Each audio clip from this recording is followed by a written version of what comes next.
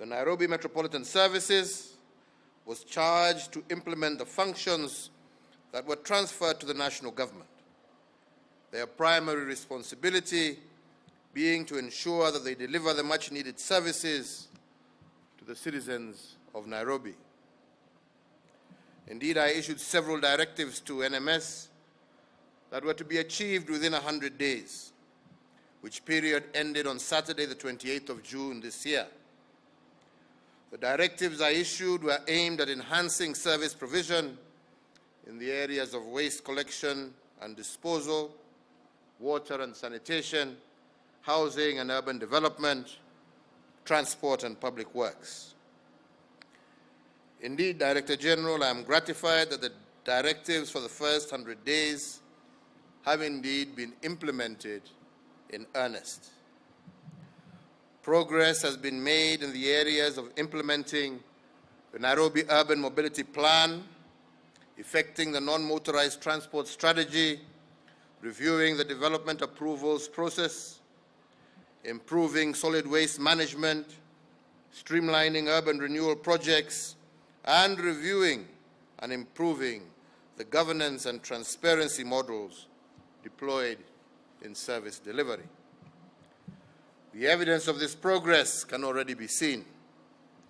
Our neighborhoods are beginning to look cleaner, and we have hundreds of young people, especially those in vulnerable communities in the city, who are today earning a living, and thousands of households are receiving water closer to home. Road infrastructure is beginning to see the much-needed maintenance works, and pedestrian and cyclist corridors in our business districts are beginning to take shape. This is encouraging, but we cannot but emphasize that much work still remains to be done. But what NMS has demonstrated during this period is that the task before us is not impossible. It is indeed achievable. That the aspirations of the people of Nairobi can and will indeed become a reality. So I therefore challenge NMS to demonstrate that Nairobi can be the model of our post-COVID-19 national recovery strategy. The national hygiene program that we call Kazi Mtaani Initiative, aimed at empowering and creating jobs for youth residing within informal settlements, will play a central part in that regard.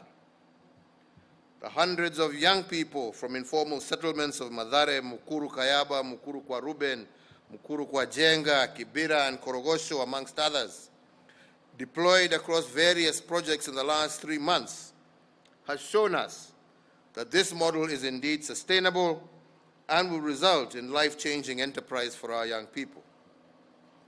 Going forward, we must reach all the informal settlements across the city with this program. And indeed, I am particularly gratified by the street families that have been working on the Grogan Road project.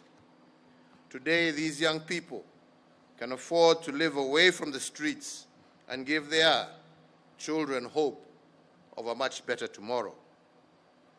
NMS must work to ensure that every resident of this city lives in dignity and has access to affordable, decent housing. The program in Bukuru Informal Settlement Renewal Program will be a test case on how this can be achieved across our city. Nairobi residents should enjoy their right to affordable, accessible, and quality health services. An investment program to radically increase our citywide sewer network should also be treated as a priority. Looking forward, NMS must pay attention to the systematic challenges that face our city in the medium and long term. Nairobi cannot truly take our place among the great cities of the world without staying true to consistently implementing our national and county development plans. At the national level, we have Vision 2030 and the medium-term plans. In Nairobi, the Integrated Urban Development Master Plan, which was approved as a sessional paper by the Nairobi City County Assembly in 2015, must be the guiding beacon. I encourage you to refine your annual work plans, budgets, and programs to target cumulative achievement of the development plans. In particular, guided by the new plan, focus must now be placed on delivering tangible benefits in the following critical areas. The Urban Development Program that will accelerate an integrated development model for an inclusive modern city. The Urban Transport Development Program that will deliver a world-class efficient transport system, complete with a full range of transport options. Number 3, the Infrastructure Development Program that will support and sustain the development trajectory that we have begun. And number 4, the Environmental Improvement Program that will make our city a beautiful, healthy place to live, work, and play. And number 5, the Urban Management Strengthening Program, founded on our democratic ideals and national values that will underpin our administration and service delivery models.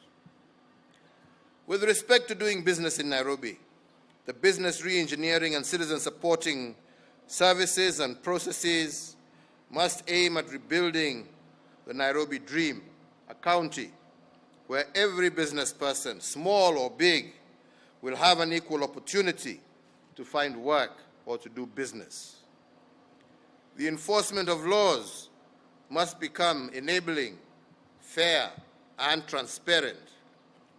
By doing so, we will ensure that Nairobi's prosperity will leave no one behind, and we will all make our beloved city a tourist haven with opportunities for everyone, thus making Nairobi a globally competitive city as well as a regional hub.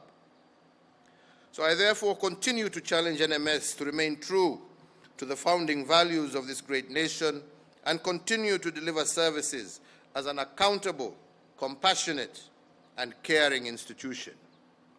I commend you, Major General Badis, indeed the management and the entire NMS team, as well as the supporting team from national government, for what they have achieved so far and for demonstrating that indeed public services can be delivered with commitment, dedication, and around the clock. I also wish to thank the leadership of the Nairobi County Government, the Governor, the Nairobi City County Assembly, the National Assembly, and the Senate for the support that they have afforded this novel initiative. Without doubt, a whole-of-government approach is what will sustainably change our country for the better. As I conclude, I remind you all that Kenya is known worldwide as the cradle of mankind, and Nairobi is at the heart of that identity. We must therefore make it our every effort to ensure that this city, home to people from all over the world, regains its glory. I am confident in this. It is Nairobi's destiny to be the go-to city in Africa and a leading city in the world. Nawashukuru nyote, asanteni sana, pongezi kwa kazi.